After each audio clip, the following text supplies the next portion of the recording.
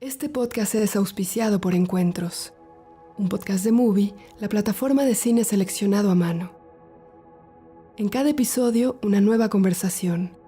Laura Chitarella, José Luis Torres Leiva, Anaí Berneri, Alicia Braga y más hablan sobre sus propios métodos y procesos creativos, contando experiencias personales y reflexionando sobre películas y cineastas que han influenciado e inspirado su trabajo. Encuentros es presentado por Movie y La Corriente del Golfo Podcast. Escucha Movie Podcast Encuentros, disponible en tu plataforma de podcast favorita.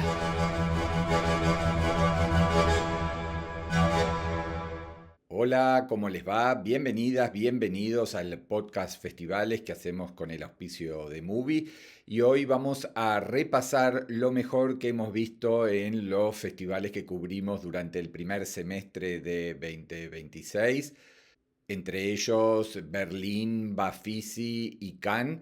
Así que sin más preámbulos, vamos a reseñar los films que más nos gustaron, inquietaron, provocaron en esta primera mitad de año.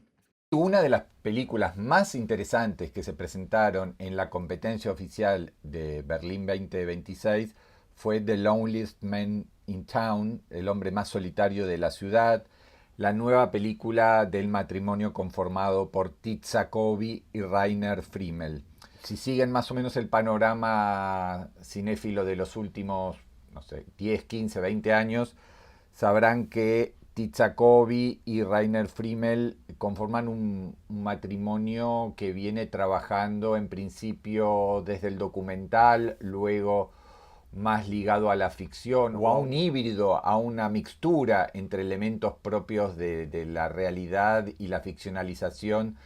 En la Argentina se llegaron a estrenar películas como La Pibelina y también Vera hace poco, ambas distribuidas por Zeta Films. Y el propio Bafisi le dedicó en 2010, cuando justamente estrenaron La Pibelina, un foco a su obra de primeros documentales. Lo que ellos en general hacen es tomar personajes de la vida real, no sé, por ejemplo, gente ligada a una troupe de un circo, y a partir de ahí, de registrar su cotidianidad, también llevarlos a ciertas zonas más ligadas a la ficción. Y lo que hacen en el caso de The Loneliest Man in Town es tomar a un personaje de la vida real, que es el músico Al Cook, nombre artístico de Alois Koch, que es un ya octogenario músico de blues, que sigue tocando en pequeños bares y salas de toda Europa, pero básicamente de Viena. Y lo que registra la película a partir de elementos de su propia vida es la lucha que emprende contra unas corporaciones inmobiliarias que lo que quieren es tomar el edificio en el que él sigue viviendo y donde también tiene su archivo, su depósito, porque él es el último propietario y lo que quieren básicamente es voltear ese edificio ya muy decadente, muy degradado, para claramente hacer una inversión inmobiliaria moderna y, digamos, con las características urbanas de estos tiempos.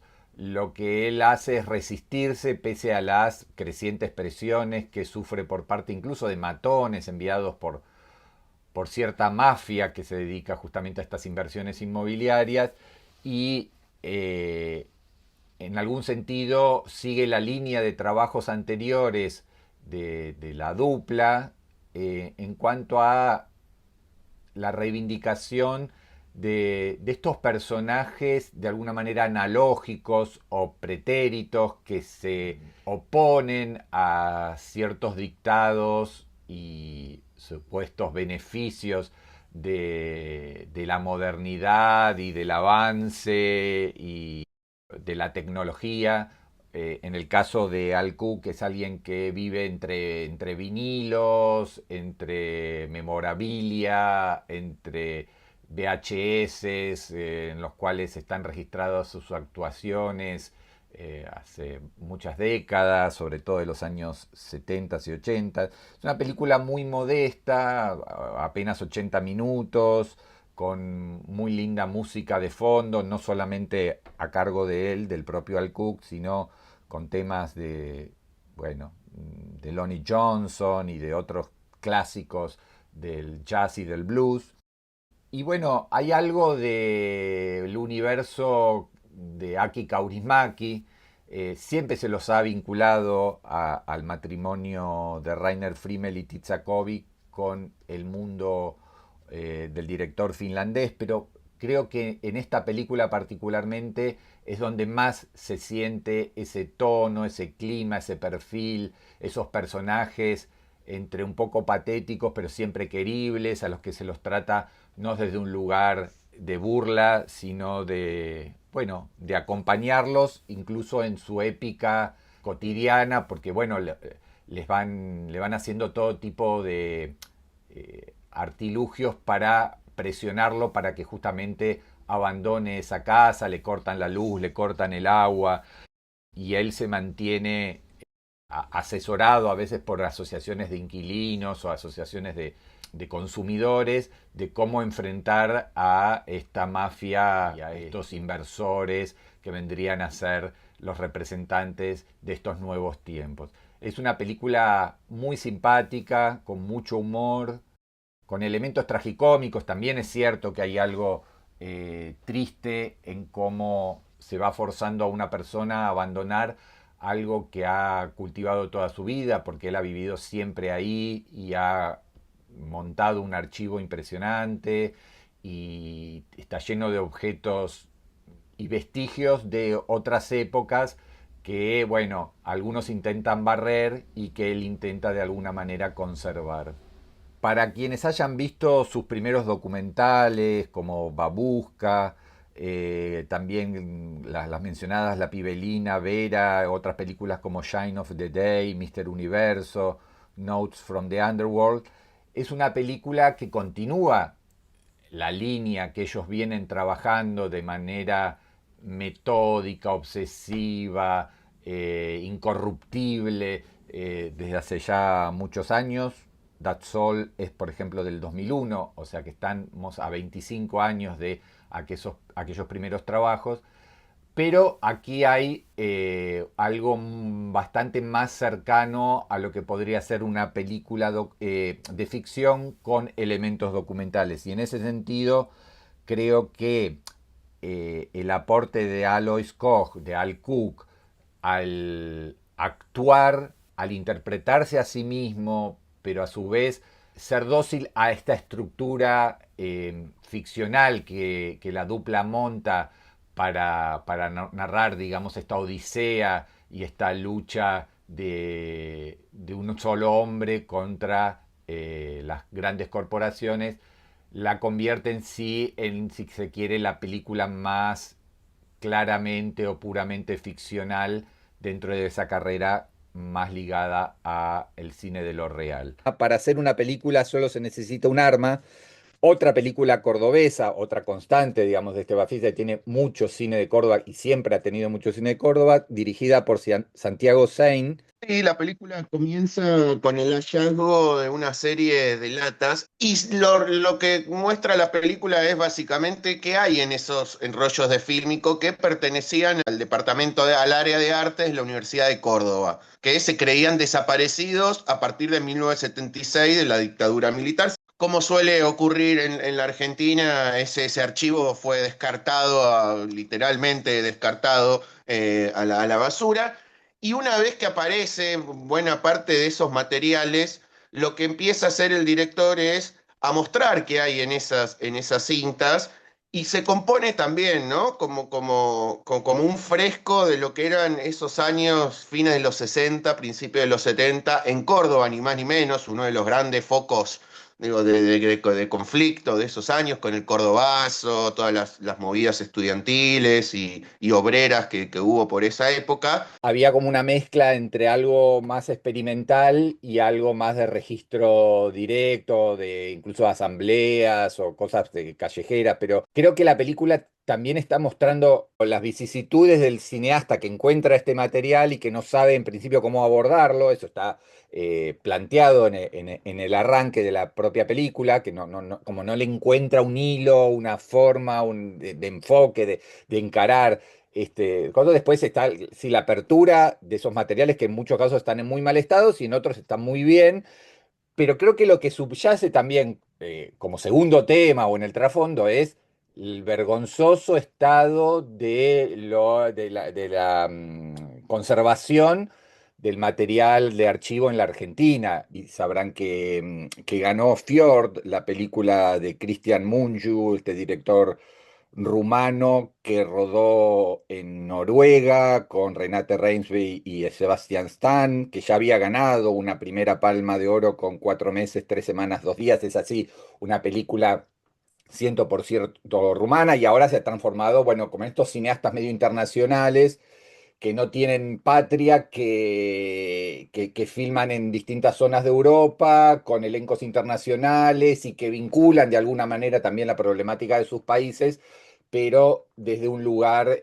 más, si se puede ser general, o hablando un poco en este caso sobre cuestiones que tienen que ver con el fanatismo religioso versus la burocracia progresista estatal que cuida los derechos, pero también puede ser muy impiadosa.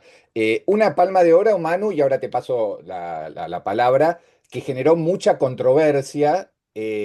No tanto por la película en sí, en cuanto a calidad de actuaciones o narrativa o visual, etcétera, etcétera, sino por una cuestión casi diría ideológica, ¿no? El hecho de que le hayan dado la Palma de Oro significa un aval a una película muy incómoda, muy controvertida, porque en algún lugar nos hace empatizar con, digamos, estos evangelistas ultraortodoxos y odiar de alguna manera también a los funcionarios de la burocracia noruega. Paper Tiger, el nuevo film de James Gray con Adam Driver, Miles Teller y Scarlett Johansson. La esperábamos porque nos gusta en general su cine, ¿no? Muchísimo. Y esa en algún sentido también puede verse como un regreso a cierta zona de su filmografía que tiene que ver un poco con la ópera prima Little Odessa, con Armageddon Time, y me parece que por esa línea, más allá de que también es un thriller y de gángster. Claro, digamos, James Gray tiene un universo bastante reconocible donde trabaja el drama familiar desde una perspectiva intimista, pero siempre rocía sus películas con grandes escenas, ¿no? Con grandes momentos que pueden ser momentos de intensidad intimista o también grandes escenas de acción. En este caso, Paper Tiger tiene un clímax que yo creo no debemos revelar en qué consiste exactamente, pero es una escena que tiene elementos de acción, tiene elementos de emoción, tiene momentos de épica.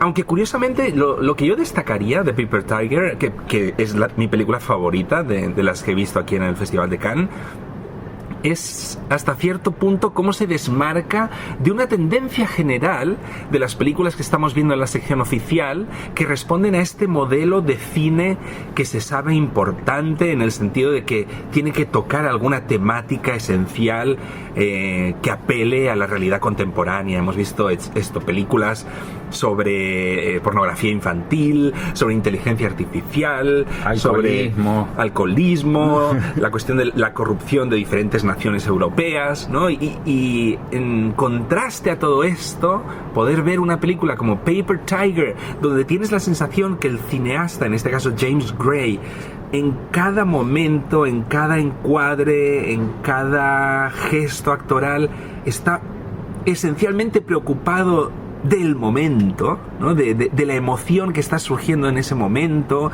de las implicaciones que tiene en términos psicológicos y afectivos en los personajes cada uno de esos momentos. Ver este tipo de cine más preocupado por la vida que está capturando la cámara en ese momento, más preocupada por eso que por, no sé, desarrollar alguna tesis general sobre alguna temática que después pueda generar debate más allá de la sala, es refrescante.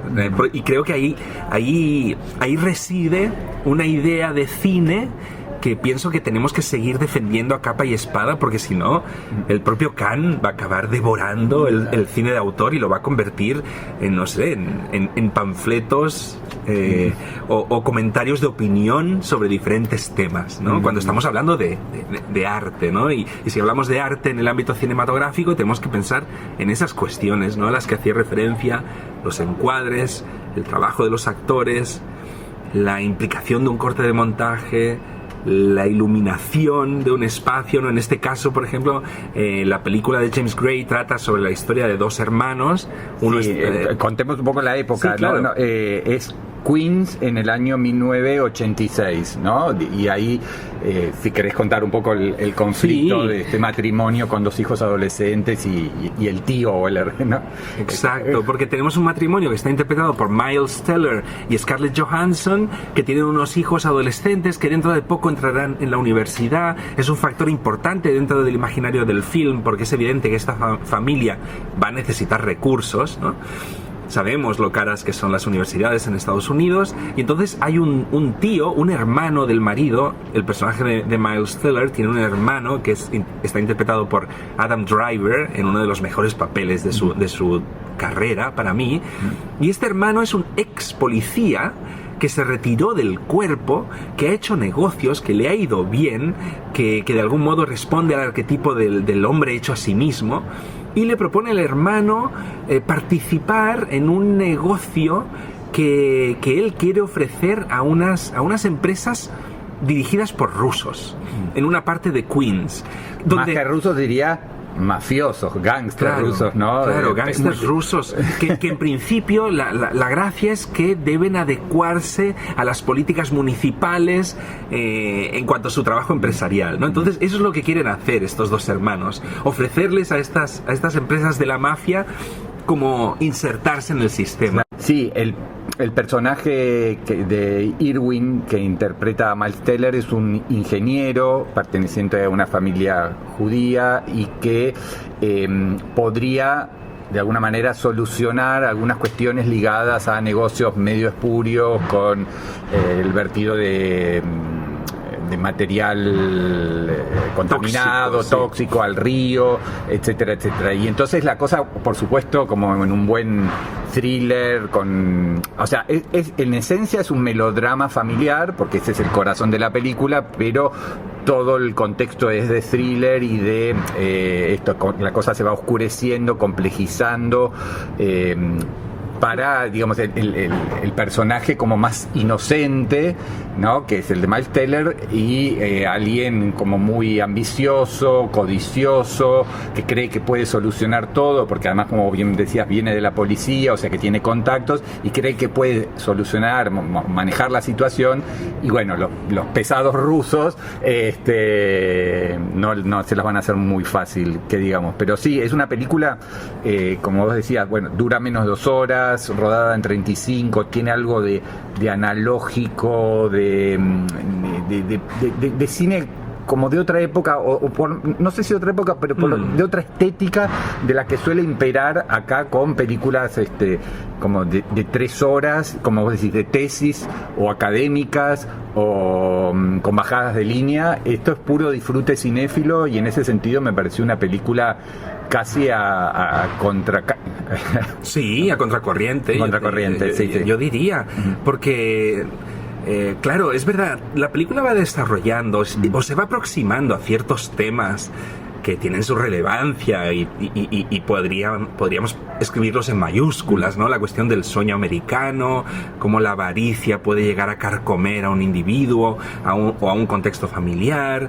La película tiene un par de momentos donde hay unos planos generales donde ves en el fondo las Torres Gemelas. Estamos en la era Reagan y por tanto el liberalismo está campando de manera salvaje en Manhattan y Wall Street, ¿no? Pero aquí estamos en Queens, esta América suburbial que tiene algo, eso, como de antiguo, ¿no? Digamos, todas esas temáticas están ahí, pero repito que al final el corazón de la propuesta de James Gray es la atención detallista, en este caso particularmente sobria, al retrato de cada momento emocional que atraviesan estos personajes, ¿no? Hablamos de James Gray, un cineasta muy cinéfilo. En sus películas ya ha demostrado tener un gran conocimiento tanto del cine clásico como la modernidad europea, ¿no? Hay elementos de Visconti en su película Two Lovers. Hay una fascinación por su parte respecto al nuevo Hollywood, ¿no? Yo diría que quizá el principal referente de James Gray seguramente es Francis Ford Coppola. Totalmente. Y aquí todavía toda la aproximación de Coppola a los universos familiares está muy presente en Paper Tiger, pero como digo... Sí, yo diría que es una mixtura entre Coppola y algo de Scorsese, pero básicamente sí, hay algo ahí de volver a los movie brats de los 70, ¿no? Claro, pero sin ningún tipo de gravedad, de afectación, ¿no? Un cineasta que ha alcanzado tal nivel de sabiduría que no tiene que subrayar nada. Este podcast fue auspiciado por Encuentros, un podcast de Movie, la plataforma de cine seleccionado a mano. En cada episodio, una nueva conversación.